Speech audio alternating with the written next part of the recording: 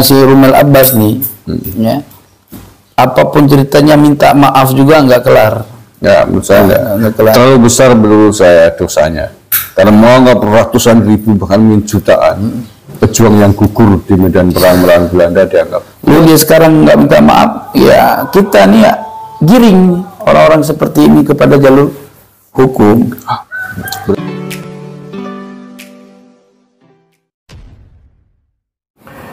Assalamualaikum warahmatullahi wabarakatuh. Jumpa lagi dengan saya di channel Gagasan Progresif 79, sahabat sebangsa dan setanah di mana saja Anda berada.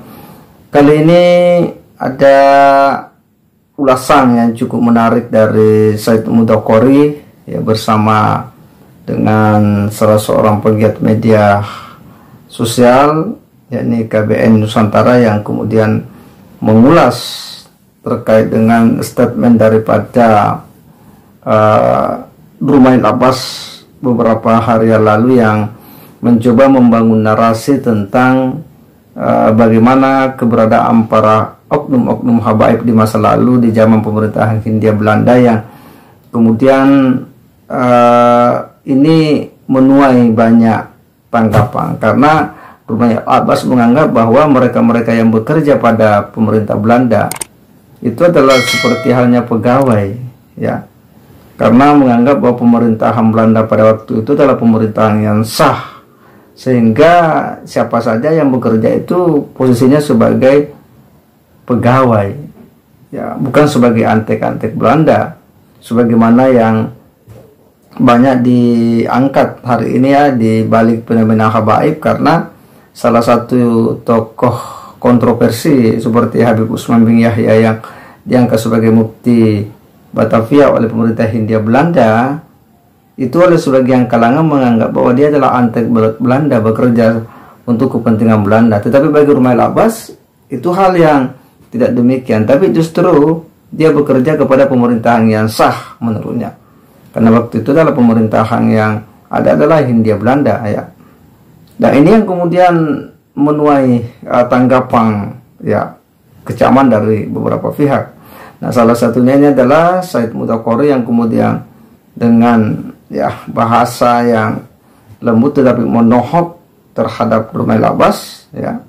Dan karenanya penting untuk kita sebarkan biar publik bisa paham dan tahu bahwa siapa sih sebenarnya yang betul-betul memiliki semangat kecintaan terhadap negara ini, terhadap bangsa ini, dan siapa sebenarnya yang selalu membangun narasi-narasi untuk mencari pembenaran akan sejumlah tindakan-tindakan dari klan-klan mereka yang sebenarnya kontroversi di masa lalu. Nah, seperti apa perbincangan Said Mudokori ini, kita simak sama-sama. Saya ingin berbincang-bincang terkait dengan topik masih seputar dengan Pahlawi. Tapi ini bukan persoalan nasab, ini persoalan statement yang disampaikan oleh Habib Rumail Abbas yang tempo hari juga ikut dalam tim Pahlawi ketika debat nasab di Banten itu. Ya. Saya kira Said Kori juga masih ingat orangnya kan. Nah, terbaru dia mengatakan bahwa pemerintah Hindia Belanda, menurut versi dia pemerintah, menurut saya penjajah Hindia Belanda dianggap sebagai pemerintah yang sah di Indonesia ini hanya demi membela Usman bin Yahya, satu klan gitu. Usman bin Yahya dianggap sebagai pegawai atau PNS biasa pada saat pemerintah Hindia Belanda yang disahkan oleh Rumail Abbas. Padahal versi kita semuanya penjajah, Belanda adalah penjajah di tanah Nusantara ini. Said Kori, ya, atas hal tersebut bagaimana? Setuju nggak dengan Rumail Abbas? Ya, orang yang setuju sama cara berpikirnya Rumail Abbas ini saya anggap paling bodoh sedunia lah, gitu. Loh, kok paling bodoh sedunia? Kita nggak usah jauh-jauh dulu ke konsep negara, ya. Kita punya rumah, ya, punya rumah. Okay. Ada orang datang ke rumah kita, ya, barang kita dijualin, ya, segala, bahkan kita diusir dari yang rumah kita, itu namanya apa? Rampok. Rampok. Penjajah itu rampok. Rampok wilayah. Sebenarnya jangan dibilang penjajah kalau kata saya.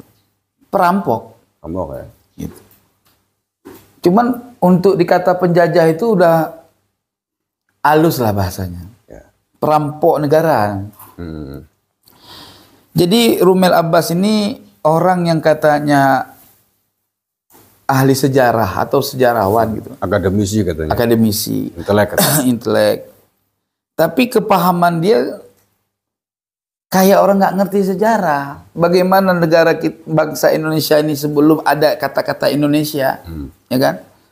Dari Sabang sampai Merauke itu punya wilayah masing-masing, kesultanan, kerajaan, yang kemudian datang Belanda menjajah, mengambil kuasa daripada kerajaan kita, berperang, kita mempertahankan sampai runtuh kerajaan itu dikuasai sama Belanda pada saat itu. Sampai-sampai kerajaan Jogja itu belum sempat dikuasai beratus-ratus tahun, cuman Jogja, Aceh gitu. Jadi kalau ada statement dianggapnya bahwa Habib Utsman bin Yahya itu Ba'alawi dikatakan bukan antek-antek Belanda dengan kategori bahwa sebentar HP saya berisik. Mana? Udah. Jauh. Jadi dia anggap bukan antek Belanda, itu offset gitu. Kenapa? Ya nggak ada pemerintahan penjajah yang dianggap resmi. Siapa yang baiat Belanda sebagai pemerintah gitu loh. Ya Balawi mungkin. Oh iya nggak tahu. Gitu. Karena faktanya buktinya mau bekerja dengan Belanda. Mau menerima bayaran dari Belanda. Terlalu berani Rumel Abbas. Jadi saya sepakat dengan beliau Said Khoury. Lalu Belanda datang ke sini dalam kondisi Nusantara ini sudah punya pemerintahan. Walaupun bentuknya mungkin tidak seperti sekarang ya, punya kesultanan, kerajaan. Dan itu jauh ratusan tahun sebelum Belanda di sini. Udah punya daulat. Udah punya daulah. Kita punya Majapahit, punya Sriwijaya, punya Kutai, punya Darussalam, Aceh dan seterusnya. Tahun 800 bangsa kita udah membangun Borobudur, membangun Prambanan dan lain sebagainya. Tiba-tiba datang ke sini kok mengatakan sebagai pemerintahan yang sah. Sepakat sekali bahwa Belanda adalah perampok yang luar biasa. Dan tapi kalau Rumel Abbas mengatakan pembertanya saya, menurut saya wajar menurut Rumel Abbas, Said. Oh iya. Menurut Rumel Abbas. Karena leluhurnya bekerja dengan Belanda. Utsman bin Yahya sebagai mufti Batavia kan. Saya termasuk orang yang tersinggung loh. Yang harus tersinggung dalam persoalan perkataan Rumel Abbas. Kenapa? Karena kakek kami itu ada yang mati di tangan Belanda. Syahid. Gimana ceritanya itu? Pangnanggro itu. Jadi beliau ini kan sampai di tiang diikat di tempat umum, di tiang gantungan, ditembak, jebret sama Belanda. Termasuk Cut Nyak Mutia. Ya. Mereka menumpahkan darahnya melawan penjajah Belanda. Apakah mereka bodoh? Ya. Hah? Betul. Justru otak yang lebih bodoh dari bangsa yang terbodoh. Mereka yang mengakui penjajah Belanda ini sebagai pemerintahan yang resmi. Gitu. Berarti Rumel Abbas ini nggak ada jiwa nasionalisme pada dirinya. Nggak ada jiwa kebangsaan pada dirinya. Yang ada mungkin jiwa apa ya? Antek. Jiwa penjilat. Ya karena tadi leluhurnya. Harusnya ya kalau mau bela Utsman bin Yahya ya jangan sampai segitunya gitu loh. Ya. Ya jangan menafikan sejarah. Sebab perang Aceh itu atas maklumat fatwa Mufti Betawi. Ya. Gitu. Kan banyak itu tentara-tentara bayaran, tentara-tentara rakyat Indonesia yang menjadi bagian dari company pada saat itu, Ya. diutus untuk ke Aceh diadu domba itu, yaitu atas berkat fatwa Utsman bin Yahya. Ya. Ya, sekedar mengingatkan, mungkin ada yang belum melihat, mendengar, atau sekedar mengingatkan kembali bahwa Utsman bin Yahya pada sekitar tahun 1890-an pasca geger Cilegon, Banten, geger Cilegon itu kan 1888, mengeluarkan fatwa bahwa perjuangan para ulama Nusantara ketika itu termasuk Syekh Abdul Karim Banten dan pengikutnya dianggap sebagai pemberontakan dan perang yang batil lah, bukan perang jihad. Padahal ulama kita ketika itu perangnya adalah perang sabil, perang jihad, dan itu sudah dikobarkan semenjak Pangeran Diponegoro. Pangeran Diponegoro 1825 sampai 1830 itu sudah mengobarkan perang sabil atau perang jihad melawan penjajah Belanda.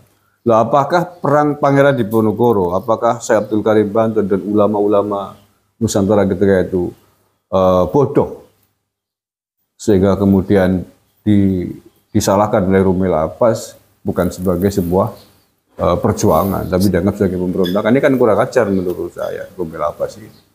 Bukan kurang ajar lagi. Kalau saya sebagai pemerintahan itu harus dipenjara orang kayak gitu.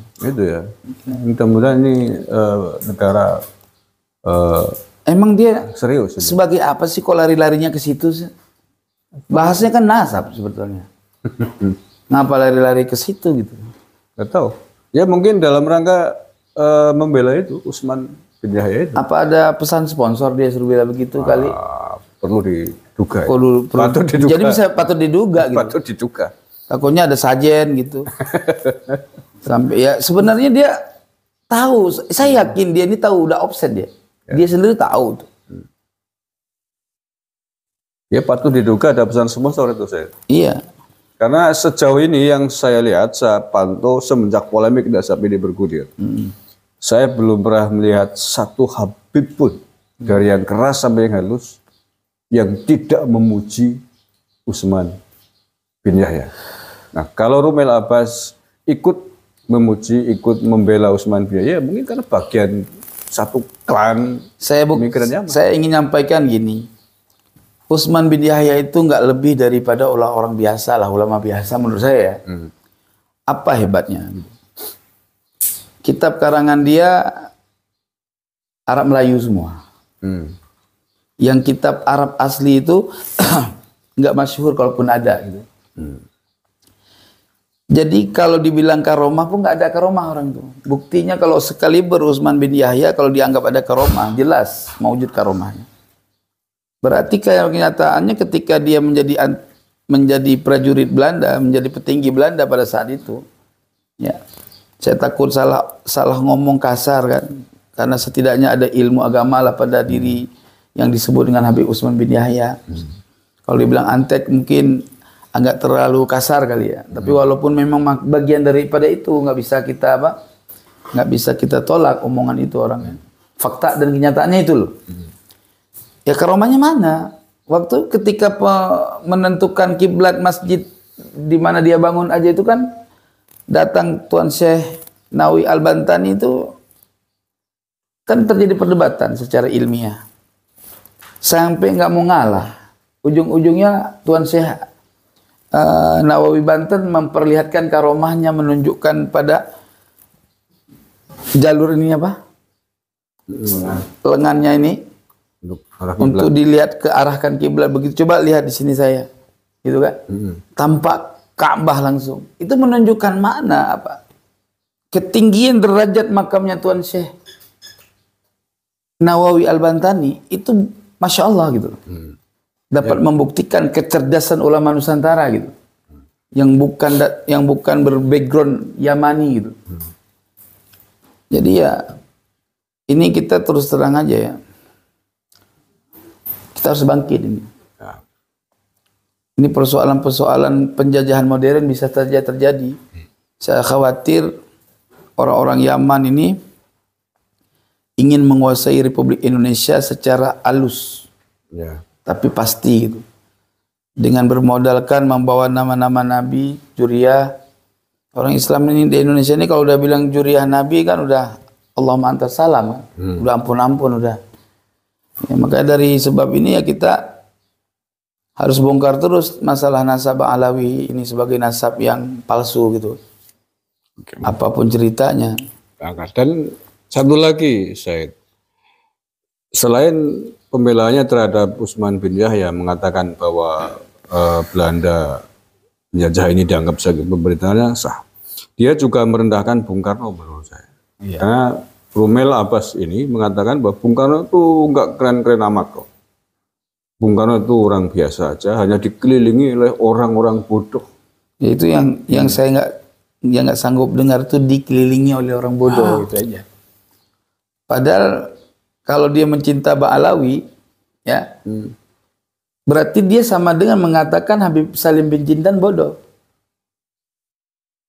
Habib Salim bin Jindan itu di Otista. Nah, itu kan termaksud Dewan Penasehatnya Presiden Soekarno, gitu. Pada masa itu, ya bukan Habib Salim bin Jindan doang, banyak ulama-ulama lain yang ikut andil tuh. Ingat juga, ketika Soekarno ingin, kan dia presiden sementara waktu itu kan. Ya belum. Ya ini konteksnya sebelum kemerdekaan. Ya. Jadi Rumel Abbas ini mengatakan itu dalam konteks sebelum kemerdekaan, sampai kemudian memproklamasikan kemerdekaan. Nah, Bung Karno dinilai oleh Rumel Abbas sebagai orang yang biasa aja, nggak keren-keren amat, nggak pinter, tapi hanya dikelilingi oleh orang-orang yang bodoh, yang tidak bisa membaca. Loh, padahal kita tahu sebelum proklamasi kemerdekaan 17 Agustus 45 itu ada beberapa tahapan. Ada panitia kemerdekaan BPUPKI, panitia 9. Dulu di situ ada Muhammad Hatta, ada M. Yamin, ada Kiai Haji Wahid Hasim, ada Ki Bagus Hadikusumo dari Muhammadiyah dan seterusnya. Nah, itu orang bodoh semua. Apa itu dianggap orang bodoh? Iya. Itu kan offset. Berarti cuma dia yang pintar. Itu kan menyakiti kita semua, anak-anak bangsa. Ya nggak bisa, itu dia sudah meremehkan daripada perjuangan orang-orang terdahulu. Apapun ceritanya, kalau dianggap bodoh itu udah offset banget lah, Ya. menyakiti. Dan saya kira ini nggak bisa dibiarkan, saya ini. Ya kalau ada orang-orang yang paham jalur hukum ya pasalin aja, biar ada pelajaran. Karena kepintaran itu kebisaan sesuatu dalam sejarah. Kalau kita bilang Rumel Abbas itu bukan orang pintar. Ya kalau orang pintar, Gaya doang selangit. kalau orang pintar saya kira nggak mungkin sanggup mengatakan begitu. Iya. Bahwa Bung Karno ketokohannya diakui di luar negeri sebagai presiden pertama Indonesia. Sampai dikatakan orang-orang biasa, memang Rumel Abbas bisa apa dibanding Bung Karno? Jasanya apa gitu dibanding Bung Karno? Bisa nyap-nyap doang, buktinya nggak ada. Ya ini merusakan keterlaluan, dan saya harap pemerintah mengambil ini sebagai perkara yang serius. Karena ini hari ini kan era digital, saya. Iya. Lebih kejam daripada era dahulu. Era dahulu pernyataan mungkin hanya bisa dibukukan, yang sangat terbatas penyebarannya. Tetapi dalam konteks era digital begini, dipublikasikan di media sosial, itu jejak digital nggak tahu sampai kapan akan hilang. Nah, kalau kemudian itu didengarkan oleh anak-anak kita, generasi Repot, kita, iya. seolah-olah itu benar, itu kan luar biasa. Dan itu disampaikan di forum akademik, di depan mahasiswa, dosen-dosen, pada acara tajuk seminar. Padahal temanya tentang nasab Pahlawi. Iya, tema nasab kok larinya ke situ. Bahlul namanya itu. Offside. Dan anehnya forum itu nggak ada yang berani bantah loh. Loh, itulah Indonesia. Bukan nggak berani bantah, mereka itu semua nggak sepakat itu. Mau membantah karena dia narasumber masih memandang rasa hormat gitu loh. Itulah bangsa kita, yang bangsa dididik untuk menghargai di situ. Tapi ya terlalu menghargai itu jadi begini. Banyak orang yang akan ngomong tuh seenaknya dewe gitu. Apa seudel apa? Seudel dewek gitu. Cara Bang Banyumas begitu. Kalau Banyumas. Seenaknya sendiri. Seenaknya sendiri. Seenak bacotnya sendiri. Seanggakan dia Kalau tuh orang paling Jakarta. pintar gitu loh. Paling paham sejarah. Tidak ada satupun ya karya tulis sejarawan yang menganggap bahwa pemerintahan Belanda itu adalah pemerintahan yang sah. Ya nggak ada lah. Nah, kalau pemerintah yang sah, terus orang berontak kan hukumnya haram itu. Berarti mereka yang kena tembak sama Belanda zaman itu matinya bukan mati syahid dong. Betul. Ya matinya mati durhaka loh. Oh ya. Kan kurang asam itu. Dianggap buhot kan? Dianggap bukan. Padahal Berarti dia sama dengan mengatakan bahwa Tengku di Tiro itu matinya makar. makar. Bukan. Ya Pangeran Diponegoro. Sama dengan dia menganggap Teku Umar bodoh, nggak tahu syariat. Dia sama dengan menganggap Cut Nyak Dit itu bodoh. Yang benar Utsman bin Yahya aja itu. Kurang ajar itu kan. Ya kalau mau dihitung loh, perang Jawa saja, perang Diponegoro kan disebut perang Jawa. 5 tahun itu mengorbankan setidaknya 200.000 Jawa. 200.000 nyawa penduduk Jawa. Itu baru perang Jawa, belum yang lain-lain kayak yang tadi saya sebutkan itu. Nih tuan-tuan saya ceritain karena saya memang orang Aceh. Setidaknya saya ingin beritahukan perjuangan melawan Belanda. Cut Nyak Mutia 500-an peluru menembus tubuhnya, Pak. Perempuan, Pak. 500. Ratusan peluru. Oh, ratusan. Saya kalau bilang 500 takut nggak pernah ngitung kan. Iya. Tapi menurut diri salah, ratusan peluru menembus dia punya tubuh, Pak. Itu perempuan, Pak. Apa matinya mati makar dia lawan Belanda itu? Kalau versinya Rumel Abbas berarti Mati makar kan? Bukan syahid kan? Iya. Kepala Belanda putus 5 orang. 1 banding 5, percaya. Lihat seorang perempuan yang mampu melawan penjajah, peluru tembus ke badannya sampai 300 kurang lebih. Ya, 300 peluru menembus ke badannya. Ya, Belanda mati 5 orang, 1 banding 5, 1 nyawa memusnahkan 5 pasukan prajurit Belanda. Ditebas dengan pedangnya, ditusuk dengan rencongnya. Bagaimana cara berkelainya loh, seorang perempuan loh. ya. Apa itu dibilang mati konyol? Kan berontak itu mati konyol, Bang. Iya, kalau dari sisi dia kan bilang fikih juga dia, bilang menyinggung agama. Ya pikir apa nih bilang? Pikir mazhab Wahabi. Mungkin ya mazhabnya Utsman bin Yahya mungkin. Ini kurang ajar menurut saya. Berarti menafikan sama dengan menganggap seluruh pahlawan kita dan rakyat Indonesia yang berjihad gitu terus. Kalau konteksnya settlementnya Rumel ya dianggap mati, bukan mati syahid. Padahal mereka mengobarkan semua perang Sapil. Saya tuh kalau saya jadi presiden dan kuat ada undang-undangnya saya buat, itu yang kayak gitu kuburannya saya gusur, biar bawa pulang ke Arab. Digusur, namanya pengkhianat bangsa. Ya. Kemarin kan sempat yang tadi dibicarakan, diobrolkan itu kan ada beberapa tokoh-tokoh besar Indonesia yang di sekeliling Bung Karno kan. Ada juga salah satu tokoh federasi dari pendiri NU. Nah ini kita sebagai generasi dari NU itu sendiri, kader-kader NU, ini yang dirasakan gimana coba? Ya saya sebagai besar bagi kita. saya sebagai orang yang sudah talqin dan baiat NU, sakit hati, apa yang harus saya buat? Yang paling berwawancara kayak gini aja yang bisa saya tanggapi. Kenapa? Kita kan teratur dengan ikatan hukum, gitu. Iya. Seandainya nggak ada hukum, mungkin Rumel Abbas itu udah disati. Iya. Ya, artinya disati itu bukan berarti yang jangan salah paham ya. Itu bahasa ya. Ya Rumel Abbas kan menyampaikan itu masih relatif baru, sekitar 3 atau 4 harian yang lalu lah. Mudah-mudahan sih dengan banyaknya tanggapan, respon begini, tokoh-tokoh NU, pengurus-pengurus pusat di PBNU mendengar. Dan menurut saya kalau sampai tidak dianggap, tidak direspon, ini menurut saya keterlaluan. Karena ketika Kiai Madudin Usman membahas nasabnya Pak Alawi aja direspon besar-besaran, bahkan ada yang mengatakan khawarij, dikecam lah intinya oleh banyak tokoh.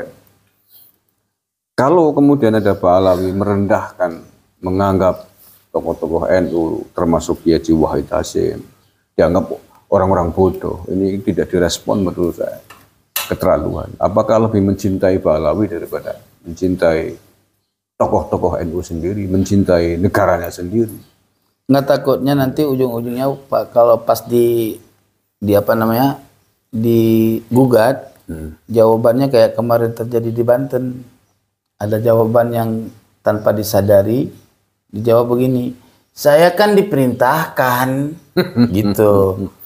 Takutnya ke situ. Nah kan akan bertanya siapa yang merintahkan kan gitu. Siapa yang merintahkan? Gitu. Apa? Yang merintahkan siapa ini? Wallahu alam. Kan nggak sareh kan. Cuman kinayah itu kan mengandung makna kan. Terdesak tidak sadar dia. Ternyata ada yang memerintahkan. Ada yang memerintahkan. Ya. Jadi nanti ujung-ujungnya saya kan disuruh kalau bahasa anunya gitu loh. Jadi aduh, ini si Rumel Abbas nih, ya. Apapun ceritanya minta maaf juga nggak kelar. Nggak, menurut saya nggak kelar. Terlalu besar menurut saya dosanya. Karena menganggap ratusan ribu bahkan mungkin jutaan pejuang yang gugur di medan perang melawan Belanda dianggap. Luar negeri aja kalau ada statement terhadap misalkan ya di Afghanistan yang dulu mereka ribut kan melawan pemerintah mereka sendiri. Iya. Terus ada statement menghina kayak gini, ya mungkin udah. Nggak tahu. Allah manta salam lah. Ini negara kita ini masih sangat. Tapi ingat, saya sampaikan kepada pemerintah, kalau orang-orang kayak gini nggak ditanggapi secara serius terhadap hukum, saya takut akan muncul orang lain lagi yang seperti ini gitu. Dan yang kita khawatirkan adalah pengadilan. Karena nggak sabar gitu loh. Ini kan berbahaya dan jangan sampai terjadi lah ada pengadilan ini massa. Ini sama dengan pembohongan sejarah. Ya. Tapi aneh saya terus terangnya. Bani Ba'alawi ini suka kali pembohongan sejarah itu tujuannya apa sih? Segala merdeka dia yang andil di situ. Ya kan? Kakek-kakek kami berjuang sampai tetesan darah penghabisan. Bahkan ada dari kakek saya nggak dimasukkan dalam buku sejarah dan kuburannya nggak dianggap kuburan pahlawan, tapi darahnya mengalir untuk membela negeri ini, memerdekakan negeri ini. Nggak ada nama. Kakek dia yang dianggap pahlawan, kan lucu. Oke, Said Qory, saya kira mungkin sementara itu dulu. Kita tanggapi Rumel Abbas dan kita akan melihat. Ya sebetulnya sebentar saya potong dulu. Oke. Tolong semua bangsa Indonesia yang masih memiliki jiwa kebangsaan,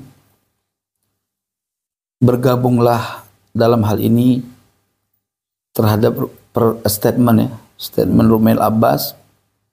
Bersatulah dan sampaikan ke pemerintah, bikin laporan aja. Gitu ya. Bikin laporan. Iya. Ya mudah-mudahan ada, kita kan nggak tahu jalur hukum ya. Mudah-mudahan ada jalur hukum yang membuat dia mendapatkan pelajaran di balik statement dia, supaya besok-besok dia itu tidak terlalu berani dalam mengungkapkan sesuatu yang melanggar aturan sejarah, khusus sejarah bangsa ini gitu. Sebab dengan statement dia itu jelas sangat merendahkan perjuangan kakek moyang kita. Ya, darah mereka diperjuangkan. Kan ingat Undang-Undang Dasar. Undang-Undang Dasar Republik Indonesia tahun 1945 dengan ini menyatakan kan gitu kan, bahwa kemerdekaan adalah hak segala bangsa. Dan penjajahan di atas dunia. Dunia harus dihapuskan. Jangan dianggap penjajahan itu pemerintah. Betul, sepakat. Rumel Abbas kalau hidup di zaman penjajah, malah dia jadi antek Belanda itu. Ya pasti. Kalau kita jadi pejuang, kalau dia jadi antek Belanda. Dan dia kan ngomong bahwa melihat sejarah itu harus dilihat sesuai dengan konteksnya. Jangan melihat sejarah dulu dengan kacamata sekarang. Nah, oke lah kalau kita melihat kacamata dahulu. Contohnya pada saat Pangeran Diponegoro. Pangeran Diponegoro pada saat itu melihat Belanda sebagai penjajah, maka perangnya judulnya Perang Sabil. Nah, apakah Rumel Abbas menganggap ini Pangeran Diponegoro salah? Saya takut Rumel Abbas nih ngomong kayak gini ada sanad. Ada sanad ilmu gitu loh. Nggak murni dari pemikiran dia. Tapi ini akan terungkap kalau dia dipasalkan. Itu ya. Iya, kalau dipasalkan nanti kan ditanya dari siapa kamu, apakah ada yang nyuruh? Nah, gitu loh. Oke. Nanti akan keluar nih, oh saya disuruh sama si Anu, gitu loh kan. Ah, terbongkar itu. Paham? Paham. Jadi ya apapun ceritanya kita sayang sama dia sebetulnya, sama Rumel Abbas, ya nggak? Tetapi persoalan ini harus diungkap. Apakah ini murni dari pemikiran dia, ataupun memang ada sanadnya? Ada yang mesan. Ada mesan, ada pesan sponsor gitu loh. Nah kalau memang murni dari pemikiran dia, kita kasih tahu bahwa pemikiran itu salah. Salah besar. Salah besar. Dan bisa menjadi efek imbas kepada dia ya melanggar hukum. Ya harus dipasalkan juga. Tapi kalau dia berasalkan dari sanad orang lain, dua-duanya itu kena. Siapapun harus kena itu. Ya. Itu udah merendahkan. Merendahkan dan penghinaan yang luar biasa kepada seluruh pahlawan kita. Iya. Seluruh pahlawan nasional yang gugur melawan Belanda. Dianggap sebagai melawan pemerintah yang sah. Dianggap sebagai pemakar. Dianggap sebagai pemberontak. Yang dalam konteks aswaja kita kan haram. Nah, ini dampaknya bisa melebar kemana-mana nih Rumel Abbas. Saya tidak tahu, sampai hari ini saya cek Rumel Abbas belum ada permintaan maaf. Dan mudah-mudahan tokoh-tokoh bangsa kita hari ini nggak usah minta maaf dia. Nggak usah ya. Ngapain dia minta maaf? Itu kan ideologi dia. Ya kita sebagai anak bangsa pasalkan. Langsung perkarakan aja ya. Minta maaf juga harus dipasalin. Maaf diterima, hukum tetap harus berjalan.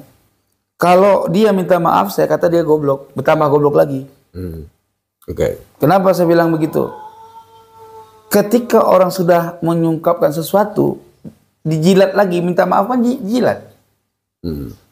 Konyol lagi. Apalagi dalam posisi dia sebagai katanya orang akademisi.